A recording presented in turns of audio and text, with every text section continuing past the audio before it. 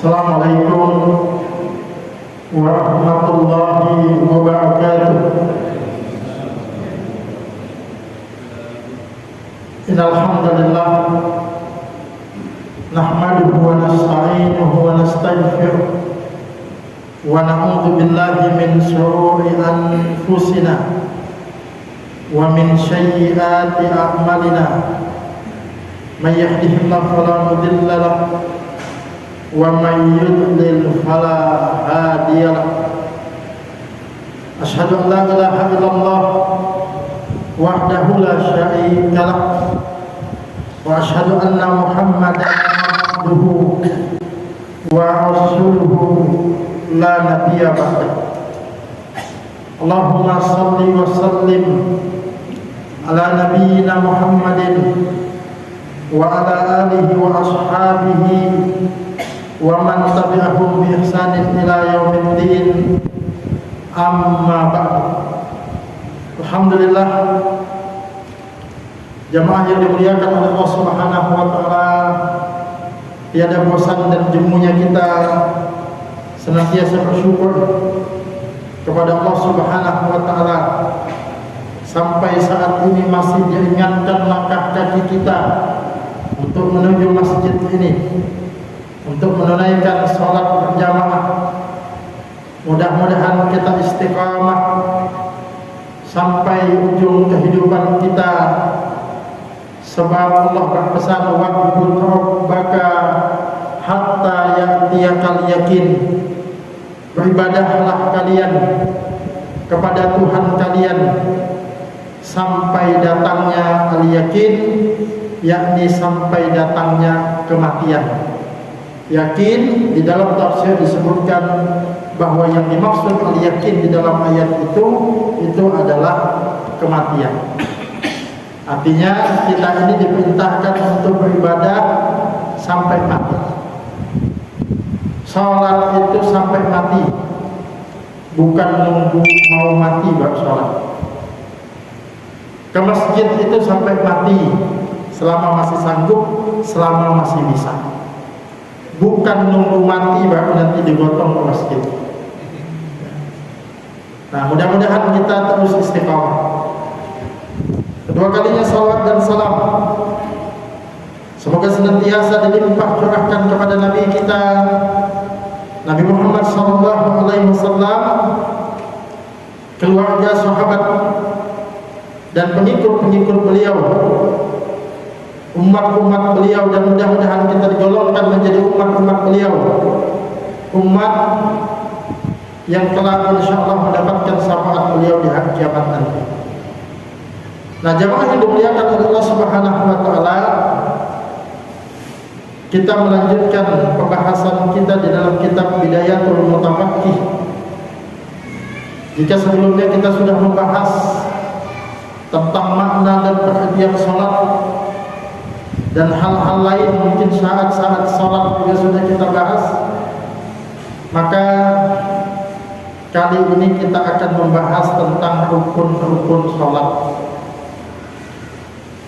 Tentu hal ini sudah tidak asing bagi kita, tapi perlu kita bahas untuk mengingatkan kembali, untuk menegaskan kembali, supaya apa? Supaya kita perhatian terhadap sholat kita ini.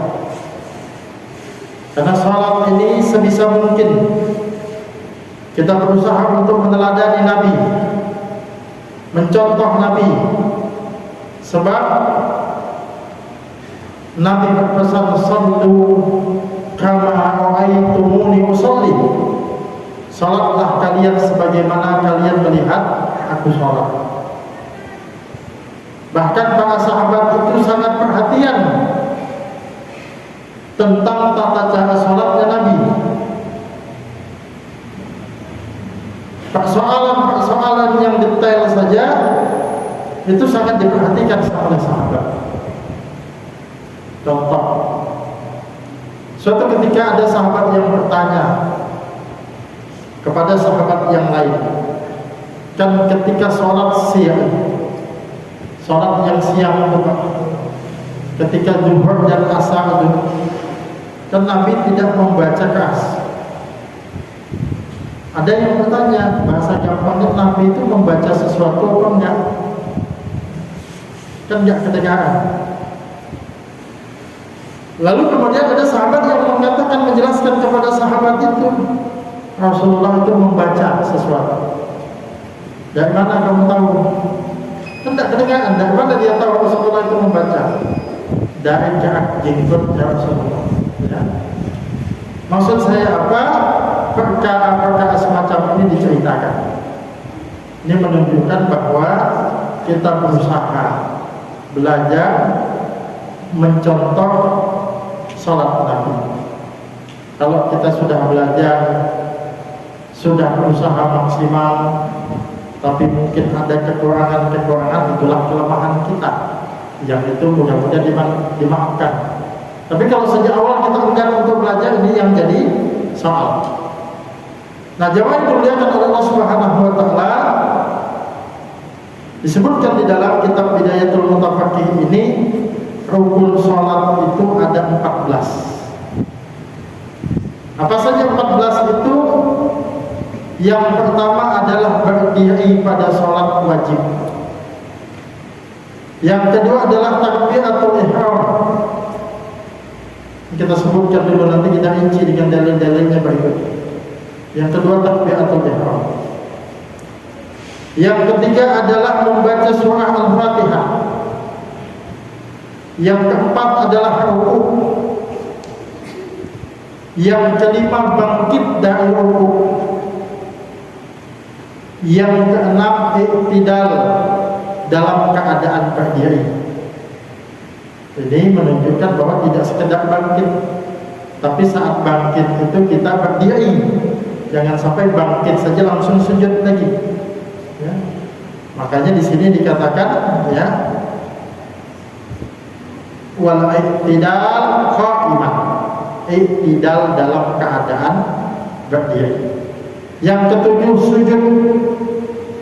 Yang kedelapan adalah bangkit dari sujud.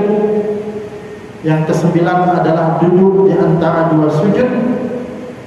Yang kesepuluh adalah tumakninah pada keseluruhan gerakan dan rukun salat tadi. Yang ke-11 tasyahud akhir.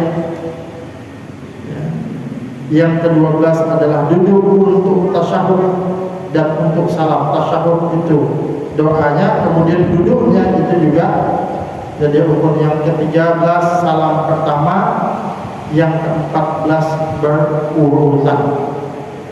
Nah, jemaah yang dimuliakan oleh Allah Subhanahu wa taala, kita akan coba jelaskan satu persatu, ya, terkait dengan rukun salat ini. Nah, yang pertama, jemaah yang dimuliakan oleh Allah Subhanahu wa taala,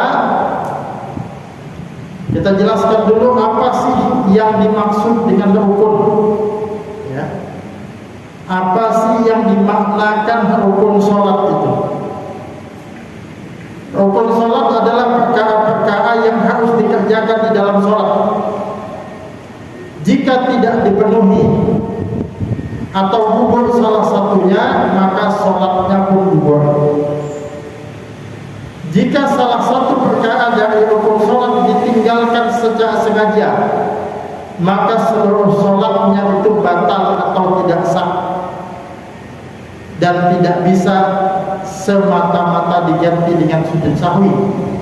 Salatnya harus diulang dari awal. Kalau sengaja tidak membaca Al-Fatihah, ya, itu tidak bisa ditutup dengan sujud sahwi. Diulang salatnya, kenapa tidak sah? Itu kalau sengaja. Jika salah satu rukun ditinggalkan tanpa sengaja, kelupaan, maka rakaat dari salat tersebut dianggap gugur. Orang yang salat harus mengganti rakaat salatnya dan sujud sahwi. Maksudnya itu begini, kita umpamakan ada orang sengaja meninggalkan Al-Fatihah satu saja di awal misalnya, salatnya tidak sah, tidak bisa ditutup dengan sujud sahwi. Itu kalau sengaja. Kalau dia tertinggal tertinggal Al-Fatihah, tapi tidak sengaja, kelupaan aja, baca langsung baca surah. Misalnya kalau seandainya ada, nah dia sudah sholat 4 rakaat ini, tapi baru dia ingat ternyata salah satu rakaatnya tadi tidak baca Al-Fatihah, maka yang dia anggap itu cuma 3 rakaat saja. Rakaat yang ketinggalan rukunnya tadi, rakaat yang dia tidak membaca Al-Fatihah tadi, maka itu tidak dihitung, maka dia harus menambah 1 rakaat lagi, lalu kemudian sujud sahwi. Ya, itu kalau ketinggalan rukun tanpa sengaja. Ya. Nah, nanti ada yang ketinggalan itu kita bisa langsung sujud sahwi. Contoh tasyahud awal, nanti kita akan bahas. Tasyahud awal itu bukan rukun. Kalau dia tertinggal cukup dengan sujud sahwi tanpa mengulang, ya, rakaatnya. Tapi kalau tasyahud akhir, ya, kalau ruku sujud itu rukun, tidak boleh tertinggal. Nah, jemaah yang dimuliakan oleh Allah Subhanahu wa taala, rukun yang pertama al-qiyamu fil fardhi, yaitu berdiri dalam sholat fardu bagi yang mampu melaksanakannya. Artinya sholat berdiri ini kewajiban, rukun, sebagaimana disebutkan di dalam ayat wa qumu lillahi qanitin, dan berdirilah kalian dalam sholat kalian dalam keadaan khusyuk. Ahli tafsir mengatakan wa qumu lillah, dan berdirilah dalam sholat kalian itu untuk Allah. Yang dimaksud di situ adalah berdiri di dalam sholat. Jadi kalau sholat wajib, ya, itu awalnya berdiri dulu, tidak boleh langsung memilih duduk padahal mampu. Kata Nabi di dalam hadis riwayat Imam Bukhari, "Shalli qa'iman wa illam tastati' fa qa'idan wa illam tastati' fa 'ala janbi." Salatlah kalian berdiri. Jika tidak mampu, maka duduklah. Jika tidak mampu, berbaringlah. Di sini ada syarat fa'illam tastati, kalau enggak mampu berdiri baru boleh duduk. Jadi dalam salat wajib. Kalau tidak mampu duduk, misalnya berbaring, baru boleh baring. Enggak boleh sejak awal kita mengatakan saya pengen duduk aja, lagi capek sholat, padahal bisa berdiri. Saya pengen duduk aja, nggak boleh. Untuk sholat wajib. Beda halnya kalau dengan sholat sunnah. Sholat sunnah dibolehkan, ya, dibolehkan dikerjakan dengan duduk, meskipun kita mampu. Kita mau sholat malam nih, ya. Karena kebiasaan kita sholat malam, walaupun kita capek, kita pengen tetap sholat malam, tapi capek banget kayaknya. Akhirnya kita milih duduk, ya. Atau kita ingin sholat, tapi berdiri nggak kuat lama, duduk sholat malam, sholat sunnah boleh. Ini sebagaimana dalam sebuah riwayat dari Imran bin Husain, ya, ia berkata, saya bertanya kepada Nabi Sallallahu Alaihi Wasallam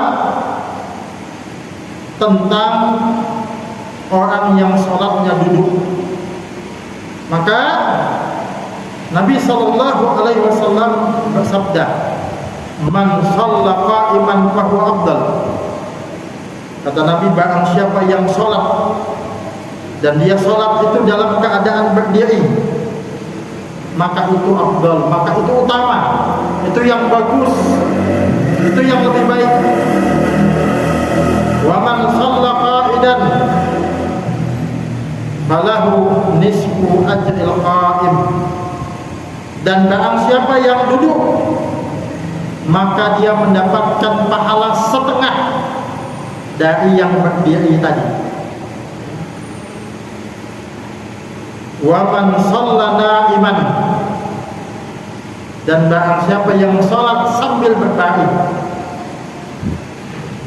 falahu nisfu ajril qa'id.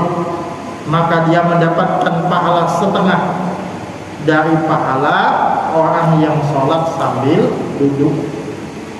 Nah, jadi kita simpulkan bahwa kalau sholat sunnah pilihan, mau berdiri, duduk, berbaring, sifatnya pilihan, boleh, maksudnya sah. Kita sanggup untuk berdiri tapi milih duduk, sah sholat kita. Tapi kalau ditanya mana yang lebih baik, yang afdal adalah berdiri. Kalau kita duduk, kita dapat setengah dari pahala sholat berdiri. Kalau kita berbaring, kita dapat setengah dari pahala sholat duduk itu. Jadi kalau kita umpamakan, kalau berdiri itu 100% dapat 10 misalnya pahalanya, ini ya perumpamaan saja. Misalnya poinnya 10, kalau duduk berarti cuma dapat 5 aja. Kalau berbaring cuma dapat 2,5 saja, tapi sah. Ya. Nah, tentu kita ingin yang lebih afdal. Tapi kalau sholat wajib, kita tegaskan kembali, nggak boleh duduk kecuali memang nggak mampu. Orang yang sakit, kakinya nggak bisa dilipat, kalau berdiri pokoknya payah, ya payah, sulit, ada kesulitan, ada masalah, ada kesulitan, maka itu boleh dia duduk. Nah, itu keinginan, itu namanya rukhsah. Itu yang pertama ya, rukun yang pertama, ya ini berdiri untuk sholat yang wajib. Nah, kemudian jamaah yang dimuliakan oleh Allah Subhanahu wa taala, yang kedua adalah takbiratul ihram. Takbiratul ihram ini takbir yang awal ketika kita memulai sholat.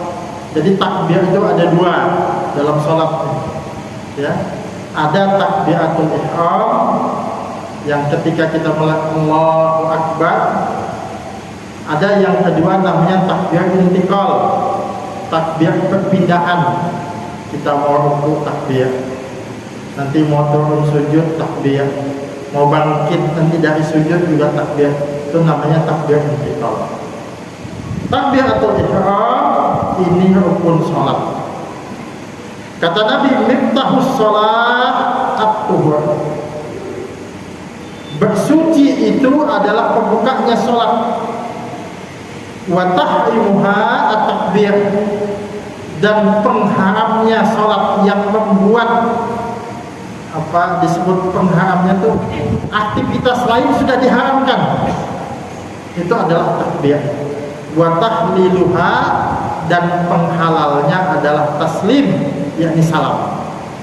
Disebut takbiratul ihram, ya, karena dengan takbir itu Allahu Akbar, sudah enggak boleh lagi kita melakukan aktivitas di luar sholat. Kalau belum takbir, mohon maaf, haus, minum dulu, boleh, ya. Sebelum takbir ada teman, geser dikit, ya, karena dia agak jauh, geser dikit ngomong, boleh. Tapi begitu kita mengucap Allahu Akbar takbiratul ihram, enggak boleh kita bilang, Pak, geser dikit, rapatkan sopnya. Batal sudah. Kenapa? Takbiratul ihram. Makanya takbiratul ihram itu takbir yang menyebabkan aktivitas lain, ya, itu diharamkan sudah. Kapan bolehnya lagi? Wa tahliluha at-taslim, dan penghalalnya adalah salam. Nah, setelah salam, Assalamualaikum warahmatullahi, ya, yang pertama sudah selesai. Assalamualaikum warahmatullahi. Boleh kita, ya, kalau mau ada ngomong, mau minum setelah salam, yang tadi tidak boleh jadi halal lagi, yang tadi haram jadi halal lagi, ya. Nah, itu yang disebut dengan takbiratul ihram. Nah, jamaah yang dimuliakan oleh Allah Subhanahu wa taala, yang dimaksud dengan takbiratul ihram di sini adalah ucapan Allahu Akbar, tidak dengan ucapan yang lain. Nah, boleh diganti dengan Allahul Azim, ya, kalimatnya sudah jelas satu saja, yaitu Allahu Akbar. Tidak boleh dengan kalimatnya. Yang menjadi rukun itu kalimatnya, kalimat takbirnya, itu yang menjadi rukun. Allahu Akbar. Jadi sehingga jangan sampai kalau ada orang kemudian sholat, dia mengangkat tangan tapi tidak mengucapkan sesuatu dari lisannya, tidak mengucapkan Allahu Akbar, tidak sah sholatnya. Kenapa? Ketinggalan rukun. Kalau mengangkat tangan, nanti akan kita bahas, itu mengangkat tangan hukumnya sunnah. Jadi seandainya ada orang, ya, dia mengucap Allahu Akbar, nggak ngangkat tangan, lupa ngangkat tangan atau nggak ngangkat tangan, maka sah sholatnya. Kenapa? Karena dia mengucap takbir. Tapi sebaliknya, kalau ada yang cuma ngangkat tangan saja, tidak mengucapkan Allahu Akbar, nggak sah sholat. Karena yang rukun itu adalah takbiratul ihram. Yang terbaik kita ucapkan takbir sambil mengangkat tangan. Takbirnya itu rukun, wajib kita ucapkan, mengangkat tangannya sunnah. Nah, yang perlu diperhatikan jamaah yang dimuliakan oleh Allah Subhanahu wa taala, terutama ketika orang masbuk. Nah, masbuk itu tetap harus mengucapkan takbiratul ihram. Baru kita mengikuti gerakan imam. Jangan sampai kita datang langsung rukuk, ya, tanpa kemudian mengucapkan takbiratul ihram, atau takbirnya takbiratul rukuk, Allahu Akbar, tapi niatnya untuk takbir rukuk. Makanya pesan saya untuk takbir yang awal itu takbir dalam keadaan berdiri, karena rukun pertama berdiri. Jadi kita kalau masbuk, ya, itu berdiri dulu, Allahu Akbar, baru kemudian ikut gerakan imam. Kalau imam sujud, ya langsung sujud. Tapi jangan kemudian sujud, ya, tanpa takbir terlebih dahulu. Dan jangan juga, ini ada sebagian mungkin, ya, yang dia sholat sunnah, begitu sholat sunnah ngambil posisi pindah tempat sambil jalan, ya, belum berhenti sambil jalan Allahu Akbar, ya. Nah, itu kurang pas, kurang baik. Hendaknya kita dalam keadaan posisi berdiri dulu, ya, minimal sejenak lah, ambil posisi pas, Allahu Akbar, kabar. Itu, ya, itu takbiratul ihram. Sekali lagi disebut takbiratul ihram karena setelah ucapan Allahu Akbar itu tidak boleh lagi ada ucapan-ucapan yang lain. Yang ketiga adalah qiraatul Fatihah, membaca surah Al-Fatihah. Ini menjadi rukun sholat juga. Hadis dan Ubadah bin Samit, ya, radhiyallahu anhu, bahwa Rasulullah SAW bersabda, la salat liman lam yaqra'u fiha bi Fatihatil kitab. Tidak ada salat, maksudnya tidak sah salat seseorang yang tidak membaca surah Al-Fatihah. Ya. Nah, jadi di sini jelas bahwa sholat itu rukun adalah surah Al-Fatihah. Jadi orang yang sengaja atau terlupa membaca surah Al-Fatihah maka sholatnya tidak sah. Nah, hanya saja nanti ulama beda pendapat tentang kewajiban membaca surah Al-Fatihah bagi makmum ketika imamnya membaca Al-Fatihahnya jahar. Kita misalnya dalam sholat maghrib 2 rakaat pertama, isya 2 rakaat pertama, atau sholat subuh atau sholat Jumat, imamnya kan membaca keras. Nah, membaca keras. Lalu bagaimana makmum? Nah, ini saya katakan tadi ulama beda pendapat. Dalam pendapat mazhab Syafi'i, makmum tetap wajib membaca surah Al-Fatihah berdasarkan keumuman hadis tadi.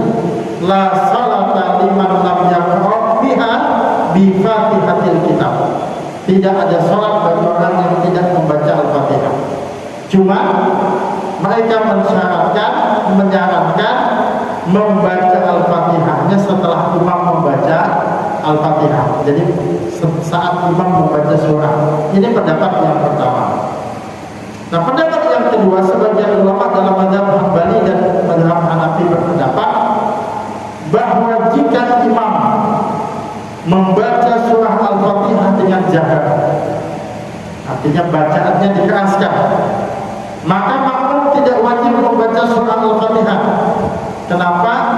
Karena bacaan imam itu telah mencukupi bagi makmum. Nah, apa dalil-dalilnya? Nah, dalil-dalilnya diantaranya ya disebutkan bahwa pada awalnya Rasulullah SAW memperbolehkan makmum untuk membaca Al-Fatihah di belakang imam pada sholat-sholat jahar. Jadi ada riwayat dari Ubadah bin Samit. Dia mengatakan kami pernah sholat bermakmum di belakang Rasulullah SAW pada sholat fajar, sholat subuh. Maka Rasulullah SAW membaca ayat dan merasa terganggu oleh bacaan salah seorang makmum. Setelah sholat beliau berkata, barangkali ada di antara kalian yang ikut membaca di belakang imam kalian. Kami menjawab betul, tetapi dengan cepat wahai Rasulullah. Beliau bersabda, jangan kalian lakukan kecuali Al-Fatihah, karena tidak ada sholat bagi orang yang tidak membaca Al-Fatihah. Ini pada awalnya itu Rasulullah tetap ya, yang lain tidak boleh diikuti bacaan imam itu supaya tidak terganggu, tapi untuk Fatihah tetap diikuti. Tapi selanjutnya Rasulullah SAW kemudian melarang membaca Al-Quran termasuk Al-Fatihah di dalam sholat jahar. Ini disebutkan dalam riwayat Abu Hurairah. Ya. Ia mengatakan bahwa Rasulullah SAW selesai dari sholat yang beliau membaca dengan keras di dalamnya. Dalam riwayat lain disebutkan itu adalah sholat subuh. Lalu beliau bersabda, apakah ada seorang di antara kalian yang barusan membaca ayat Al-Quran bersamaan denganku? Ya. Seorang laki-laki berkata, ya saya wahai Rasulullah. Ya. Kemudian Nabi mengatakan, sesungguhnya aku selalu mengatakan, kenapa bacaanku diganggu? Jadi Rasulullah merasa terganggu. Abu Hurairah kemudian berkata, kaum muslimin, maksudnya para sahabat, berhenti membaca Al-Quran bersama Rasulullah SAW pada saat Rasulullah membaca dengan keras di dalamnya.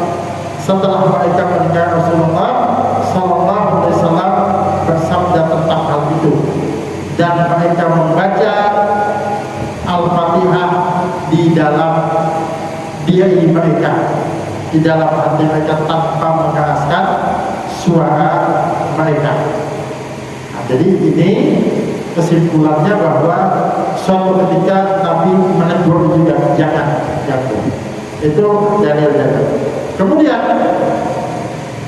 dalil berikutnya adalah hadis.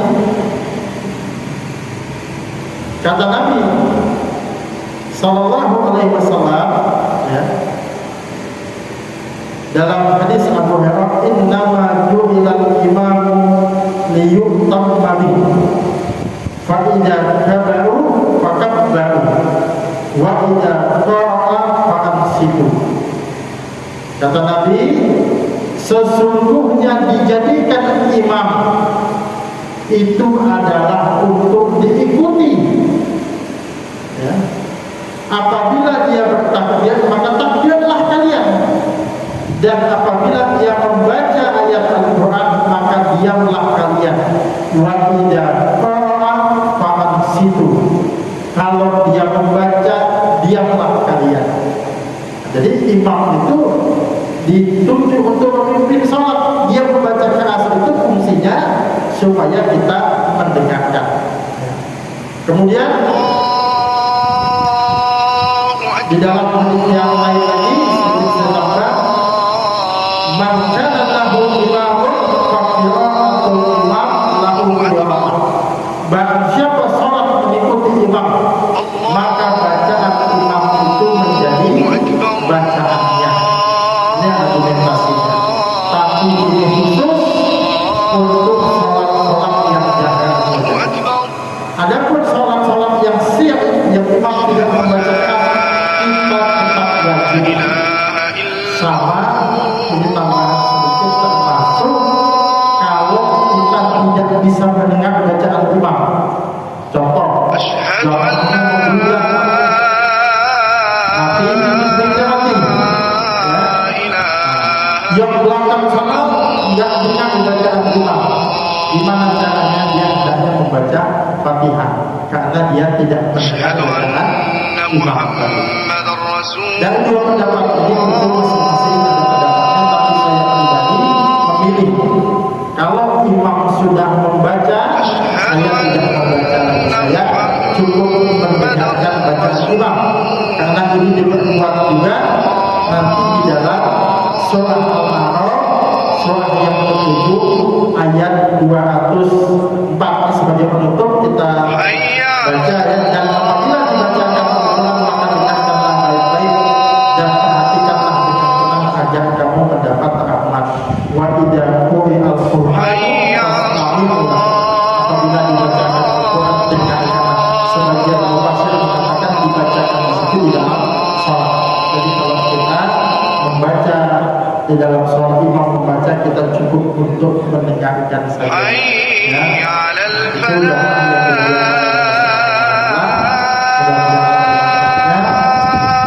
ya, 3 poin kita bahas, tidak sempat tanya jawab dan sekian